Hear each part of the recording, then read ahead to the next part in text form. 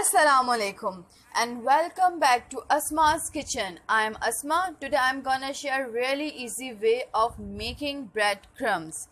Give it a try and let me know your feedback in comments below. Right? Let's get started with the things we need to make breadcrumbs. I have 6 bread slices and a chopper.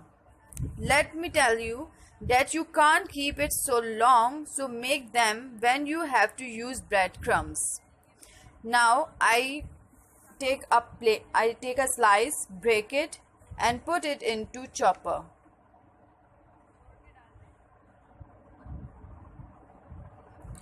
I put total 3 bread slices in this chopper, cover its lid and chop it.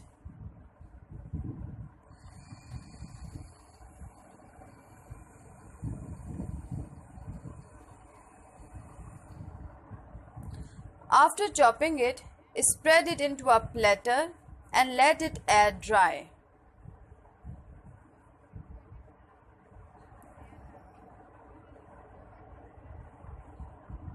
I also chopped remaining 3 slices of bread.